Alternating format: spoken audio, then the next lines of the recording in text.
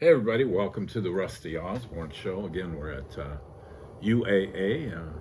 Coach is joining us right after practice, getting ready for another road trip. Following a couple games that were typical of a lot of games this year. Great battles, but just tough getting over the hump. Teams playing well, teams playing hard, and really not getting as good as they deserve. Yeah, I mean, our results aren't meeting our effort level for sure. It's we've been thrown quite a few bad breaks, like a lot of teams this year. We've had some injuries and some season-ending injuries, but we've got kids playing out of position, playing places they didn't expect to be playing. They're doing the best job they can, and one thing we can always count on is they're going to play hard every game. We may make some mistakes, but it's not going to be a lack of effort. And same thing was true last week. We played a Billings team that's been playing very well, and we got off to a good start, and then had one of our lulls again at the end of the first half, but then came out in the second half and played well, and just came up short again. And then Saturday against Seattle Pacific, we felt pretty good going in, and 18 threes later. 16 threes later, it was a tough one. I know people watch it and say, well, why are you playing this defense, or why are you playing that defense? And, we tried to make adjustments, but, we had played them once already, had some success with what we were doing. They were last in our league in three-point shooting percentage, and really, and using the three-pointer as well. And so credit to them, they had kids step up and make it. And we anticipated that they would make a few, but we did not expect them to go 16 for 32. And you could be alone in the gym and not make that many. And so it was a good job by them, and I think that we owned the defensive system that we put our kids in, and we made some mistakes at times, but they made shots when we did exactly what we asked them to do. And in the face. So, you play the percentages. We talked about that at halftime. Hey, we're playing the percentages, and to their credit, they continue to make shots, and that made it tough on us. So anytime team is scoring well, it's going to be tough for us. We struggle to score with our limited lineup, and so we scored a little bit more, but not quite enough to match their scoring ability. They reminded me of a team at the end of a season who they figured out exactly what they do. Nobody is over dribbling the ball. I mean, that ball was flying around the perimeter. The only thing I thought with Montana State Billings is they had everything going their way, so they whined about it. Whereas SBU, I don't know, I was just a little more impressed with them. They played well, and they didn't complain. And Montana State played well and complained. I mean, SPU played a very good basketball. Kefri, Coach Fazio did a great job getting them prepared, and yes, they had practiced some of the things that we had done to them before, but we still had some success at times. But they shot it better than their percentages, and they weren't just all wide open. I mean, there was ones they were making with hands in their face, and so that happens in basketball sometimes. And both teams are preparing. Right. We're trying to figure something out to stop them, and they're trying to figure something out to go against that. And this time when we played, they had a little better success than we did. And the Billings game, I thought we did a good job. We got their big kid in foul trouble. I thought Bish had a really good game, but you're not going to win a whole lot of games when you shoot 4 for 25 from the 3-point line like we did. I thought we executed right up to the point where the shot had to go in. That shooting percentage from three. Those 21 misses, I'm guessing that we would take 15 or 16 of them that open just about every game, but we didn't make it, and that's disappointing because we did some really good things moving the basketball and finding the open areas, but we just couldn't get the shots to fall. I know at one time that stat line read 2 for 22. Yeah, I remember that. So then you make the last two. Yeah. But you don't, if you shot a normal percentage that you usually do, that'd have been a lot different game. And then you mentioned the foul trouble on their side, so a guy fouls out with a minute 45 or 2 minutes to go. It's hard to take advantage of that. Running exactly. clock. It's not like he fouled out. Right. Fouls out with 8 minutes to go, they're going to be in trouble. Yeah, I think that where it helped us is he had to be very careful, and Bish was playing very well even when he wasn't in foul trouble, and so we just kept going to him, and we had a lot of success there. Again, we just wished we could have got the combination of making the open jump shots along that we created by going inside, and I think we could have had some success. But you know, they're not missing the shots on purpose, and all you can do is run the offense and get the opportunities, and you know, it's just too bad, but it's something we continue to work on, and hopefully we're better this week. I'd seen SBU play earlier, and they were really post-oriented, and so, you know, having seen that, you would think you got to keep the ball in the post hands, but it really changed the type of team they are, and they have other guys playing, I think, in the point guard. I didn't see him. Well, they did. I mean, they made shots, which they have not been doing. Like I said, I mean, they came into the game shooting just under 31% from the 3-point line. You know, two of the guys that really hurt us were deep bench guys. They don't play a whole lot. Sandberg kid is a freshman. He's going to be a good player, but I think he made 3 or 4 threes. And then the Coleman kid, who was buried on their bench for a long time of the year, came in and hit, I think, 4 in a row. And so, you know, we knew about him. We got a hand up, but you don't expect those guys to come in and make 7 threes. I mean, they're not even making 7 threes as a team on the season. And again, you know, we played the percentages, and we fell short this time. Just a final thought on those last 2 games. You had a philosophy of going into Bishop Tosi early, and he was essentially unguardable. And he had games, some of those games, he made his first 7 or 8 shots. And then after that, I think he's so strong that even when he's shooting a layup with people hanging on him, the officials kind of expect him to make it anyways. I mean, he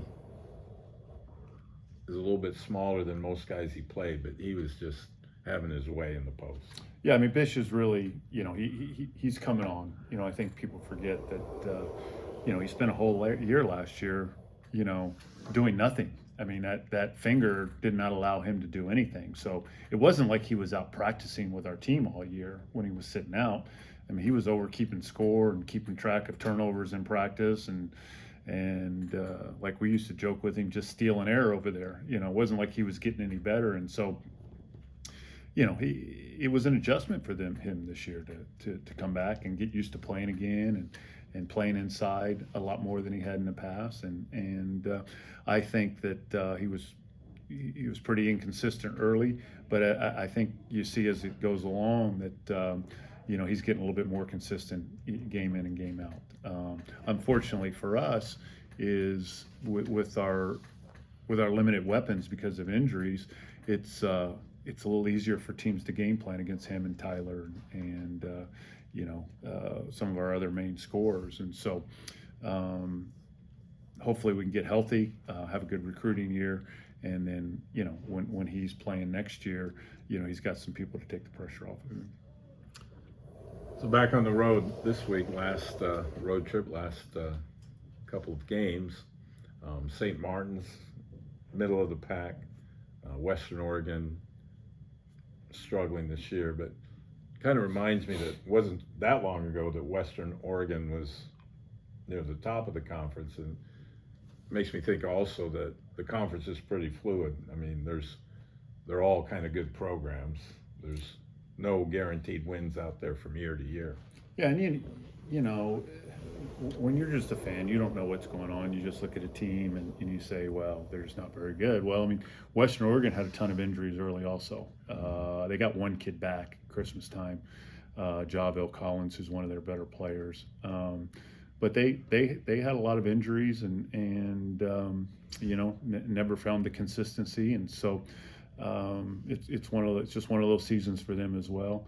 St. Martin's started out the year really well, probably the best team in the region, along with Point Loma for a while. But they've had some little injuries that have hurt them as well, and they've lost a lot of close games, and now they're struggling to make the conference tournament, even though they're probably one of the better teams in the region. And so we know that we'll have a challenge Saturday with them trying to get themselves ready for the postseason, and it being senior day in Lacey there. And we know Western Oregon, Coach Pfeiffer does a great job of keeping his kids playing hard all year. It doesn't matter what their record is. We'll be in a battle for Thursday, and I think our guys will play hard as well. So it come down to who can defend the other team and who can make more shots. And so we're hoping we can get one or two this week. I know that UAA, it's pretty rare that I like to say we, are not involved in the conference tournament. And so my question would be, how do you motivate this pretty motivated teams, it seems, to go into these last two games? Well, I think we're not in this very often, but the few times we have, you just you challenge their pride and to finish out the season. Whether it's finishing out a possession or finishing out a half or finishing out a game, you got to finish out a season. And you start out with the objective, the goal to win the conference championship. If you can't do that, then you want to get into the conference tournament. Finish second if you can't finish first. Finish third if you can't. So I mean, our goal is to finish as high as we can, win as many games as we can, and we've got 2 games left, and we can win 2 more. We can move up in the conference standings and finish higher than we are right now. And so when you have kids with good character, competitive kids, they buy into that pretty easy. And we've struggled here for a couple of weeks, but if you came and watched our game, I don't think you would ever say that our guys are just going through the motions, right. And I don't think they'll do that this week either. Yeah, fans weren't leaving because those games went right down the wire. Yeah, I mean they're going to play hard, and again, I mean we're limited, offensively right now, and again, they're not missing shots because they want to. We're just we're struggling, but we're playing hard. So you're gonna have to forgive me, but there's one player on the roster that I have coached, and he's kind of worked his way into gaining some time, and he was really had his best game, and I think, like a lot of the team, he was really deserving having that work pay off, and that's Luke Johnson. He hit a 3, he hit a driving layup, he made a mid-range jumper, and he made 1 out of 2 free throws. But other than that, I don't know what his stats were. Well, Jay is a kid who started out the D3 last year and didn't like his experience and transferred back last spring and went to school and then joined us this year. And so, I mean, he's like Bish. I mean, it's been a while since he played. He playing against some upperclassmen at his positions, and he also has fought through a lot of little injuries through the year. Something that kept him out a week here. Getting fit and getting healthy. Yeah, I mean, right about the time he would start getting into a rhythm, he'd have another injury. I mean, we traveled with 9 guys a couple weeks ago, and he was scheduled to be on the trip, and so he's had some little setbacks here and there. He's also been moved around in positions. We've tried him at the point guard a little bit, the 2 guard, the other wing spot, and so just trying to give him a lot of experience this year, and us figure out moving forward what his best position is going to be. But he plays with a lot of energy, and he's been able to go in and affect the game a little bit. He did against Billings right after Sean got hurt. He was on the trip, and when Dylan got into foul trouble, we had to play him at Billings, and he made some nice plays for us. Not an easy environment. And yeah, and then against Seattle Pacific. So hopefully he continue these last 2 games to get some time, get some experience, and and then he'll understand a little bit more what what our competition is like and some of the things that he needs to work on as we go forward. But happy for LJ because he comes and works hard every day, and you like to see that rewarded with a performance. And so we're excited to have him part of our program, and looking for bigger things as he goes on in his career. So you guys always do a great job with senior night, and that was true again this Saturday. And you don't want to have 12 seniors, but the ones that you were saying goodbye to were very outstanding players and outstanding people. And I think the UAA crowd appreciated their contributions over the years. So, maybe say something just a little bit about those players. Well, I mean, we have a diverse group, and in fact, Sean Evans, who was just with us for 1 year this year, his senior year, of course, got hurt first time we played Seattle Pacific, and it just so happened his surgery was scheduled for Friday, and so he had ACL reconstruction surgery on his knee, and was not able to attend Saturday, but was represented by his dad.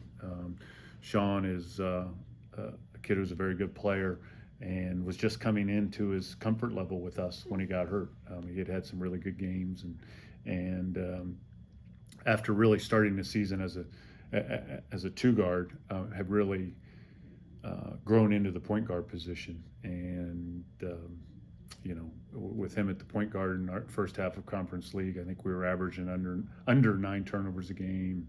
We were shooting 36% from the 3-point line, and I mean, we had lost a few games, but we were right there. So his was a big loss for us for this season, and a big loss for himself because his career is over now. After playing 20-some games, I mean, you're not going to qualify for a medical red shirt, and so that was sad on his part. But we were extremely grateful that he came and joined us and gave us what he did, and he's got an unbelievable family, and he's an unbelievable student. And he's gonna be a success. Dylan Barrientos, of course, was our starting point guard last year on an NCAA tournament team. So that says about all you need to know. He came in and joined a group of veteran guys, and Jerron Williams and Tyson Gilbert and Caleb Larson and Sawyer Storms, and just fit right in, and played really well from the point guard position, and got us into a one possession game where we could have advanced in the NCAA tournament last year. And so he got hurt early and has never really got into a rhythm. And I know he's disappointed in the season that he has, but he's a great young man. He's going to get his degree, and we're grateful for everything that he did for us over these 2 years. And then, of course, Luke Devine is a third-generation Devine in Seawolf athletics after his sister played for the women. And he's got a family too. Yeah, and then his the brother Connor played for us for his senior year, and so we've got a history there. And Luke's just been the epitome of a great teammate and perfect kid to have on your team. If he was playing 38 minutes a game, he wouldn't change, and if he's playing 8 minutes a game, he doesn't change. I mean, he's just he's all team. He's all Seawolf. He wants to play. He's going to work his tail off to play, but he understands that only 5 get to play at a time, and if you're not playing, your job is to support. And so he's just been a pleasure to have in our program, and we're going to miss him on an everyday basis. Statistically, maybe not as many statistics as some of those other guys, but from an intangible standpoint, he's what our program is all about, just unselfish and willing to do whatever he can to make the program better. So we'll miss those 3, but we know they're going to be successes as they move on in life. And then sad to see those guys go, but there's a good nucleus coming back. And in today's college basketball, there's a lot of programs of revolving doors. That doesn't happen quite so much at UAA. So you think those kids got a lot of experience and they show a lot of potential, and it'll be a good senior class. There's just a lot of things to be excited about with that group. Yeah, I mean we've been pretty lucky that the transfer portal and a lot of the moving around hasn't hurt us too much. I think part of that is the character of the kids we have in our program and the way they get along. I mean, we've got a really tight group. They do a lot together, so they build relationships that they want to continue to build. Hopefully, that's the same this year. It wouldn't surprise us one way or another if it wasn't the same. But I think they've built a good camaraderie. We've got a lot of kids who haven't played in the past. Even ones who are on the team, Parker Crone, who was with us last year, got a chance to play this year. LJ, who we've talked about. And then usually our transfers are better in the second year. And so we expect Zach and Jesse and John and all those kids who come in. Tyler even, who's had success, but we think he'll even be better next year. We think they'll all be better if they come back next year. And so our results aren't what we wanted them to be, but we've got kids we know are representative of what we want UA to be represented by. I mean, we had 5 kids go to Russian Jack Elementary School this morning and do a presentation. You know, we're in the last week of our season and took no persuading. Just, hey, we've got a chance to go meet with some of these kids over here. Coach Orton took 5 of them over, and they did a little presentation. And so, you know, those are the type of kids we have in our program, and you know, we'll be looking to recruit that same type of player to replace the ones we're leaving. So hopefully, we won't have to replace more than the seniors, but who knows in this day and age? So. Right. Well, I remember. I don't know how I remember it. It was just a week ago, but the crowd that was there, the younger crowd, they really surrounded the players. They were getting autographs, and there's just a good relationship there that will continue to build.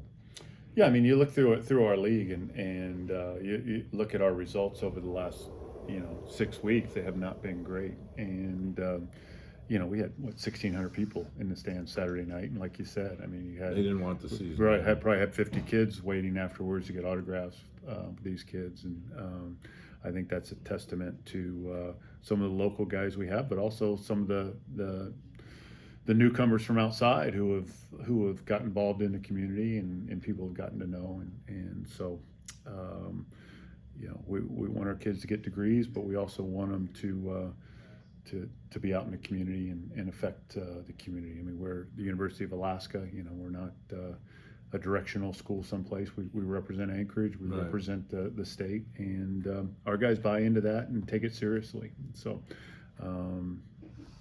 we're proud of them for that.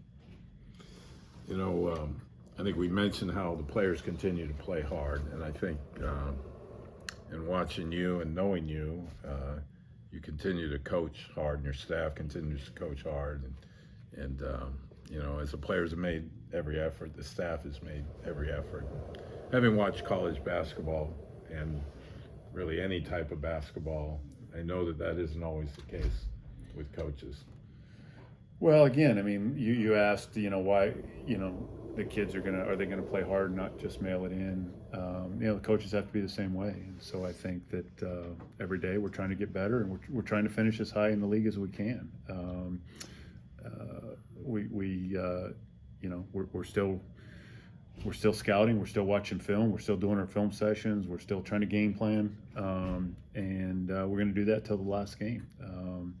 You know, up until Thursday night, we still had a chance to get into the conference tournament. But even after being eliminated from the conference tournament Thursday night, we worked just as hard on Seattle Pacific as we did Billings, and we're going to work just as hard on Western Oregon this week and St. Martin's as we did last week. And you know, we've been asked to play a 31-game schedule with the chance to earn ourselves some more games. We weren't able to earn ourselves more games, but we got 31 games, and we're going to give 100% effort each time, and you know, not quit on the season. That's not what we're all about. And you know, when players leave here and move on in life, they're going to face a lot of adversity, and they're going to face a lot worse adversity than just losing some basketball games. But I think we can learn to handle that adversity in losing basketball games and still finishing out the job. And so it's something that we stress that you know, we're going to try and do our best right down to the end. Well, it's interesting. I think as a student of college coaches, right from Coach Wooden to a different part of the spectrum, maybe Coach Knight, that the thing they most take pride in is where their former players are and what they're doing. And certainly with your graduates and UA graduates, they've made their school proud, and that's got to be a great feeling for you as well. Yeah, I think as a coach, you understand that the relationships are what it's all about, and sure, we're gonna remember a last second shot sometimes that won a game or lost a game, but we're gonna cherish the relationships we built. We were in Nampa a few weeks ago, and Sawyer Storms and his wife Brooklyn and their baby, they drove over from East Idaho 3 hours to just watch our game and visit with us afterwards, and they were getting right back in their car and driving 3 hours back home that night. They didn't have to do that, but the relationships I think they had built with the coaching staff and the players that they had played with, showed in that effort, and so that's just one example, just a recent example, and so. From the very first year that I coached here as an assistant in 1991, which 34 years later. 34 years, Steve Garrity, who was on the first team that I coached, was up here, last month putting on the, hoop camp game Right. for, citizens with special and additional needs. And so that's a connection right there, and just go on down the line, a couple of years later, Rick Stafford and Ryan Williams and those guys, I got a text from Rick on Sunday, and so I could go on. Sean O'Shea, who played just a little bit longer, after that was a walk-on. He brought his son up here. His son's applied for the aviation program at UAA. Brought him up on a campus visit a year ago. So it goes back, and I think that just like these guys, those guys are still as fresh in my mind as the current guys. And I think as you get old, you realize that just because you get older and time passes, your memories of every day with those guys don't pass so much. And when we're all said and done, that'll be the thing that I look back out on is those relationships and where these young men have gone in their lives, and looking forward to when there's more time in retirement. Whenever that is, in the future, being able to spend a little bit more time with those guys that came 20, 25, 30 years ago. Yeah, I think it's nice, when someone does real well and everybody gets to share in their success. But I have a philosophy, and this is a joke because people don't always get it, that when someone does real well, I like to take all the credit. It's a joke. Well, you should take all the credit. Sean Rash, he's a Pro Bowler of the Year. Well, I understand that you were you had him in your PE class, That's and, right. and you're responsible for him. What being, about Snake Austin? Yeah, Olympic medal, I think world record high jumper. Exactly. We cut him. Yeah, we cut him from Southwest Texas. We did the best job. Did him the biggest favor ever. He concentrated on that high jump. Yeah, so there's stories like that. Exactly. As well. Exactly. So it's been a treat to be with you all season and covering UA basketball as the season draws to a close. We'll look forward to years to come, and we know that great things are in store for the Seawolves, and we know that the group that's going through and heading out are going to do great things as well. Well, it's been fun. We've kind of got into a little rhythm here. The more we've done it, and I appreciate just when we get good at it. I appreciate you and Isaiah for putting this together, and Terry behind the camera here for the last 3 or 4 weeks helping us out, and we'll look forward to hopefully being able to start it right from the beginning of the year next year, and you can work on Isaiah, maybe getting a budget and travel on a road trip sometime. I can sell it. I can sell it. Oh, road trip. Yeah. Yeah, that's a good idea too. Yeah. So that's going to do it. And it's been a treat. It's been good being with you, and hopefully you can alert others that this is available. It's available on YouTube, which is where I personally watch it. And other venues as well. Sometimes it's just a short, and sometimes the entire program. But for Rusty Osborne, for me, Brad Lauwers, we wish you a very pleasant good morning, good evening, wherever and whenever you're watching. Good night. Yeah. For us.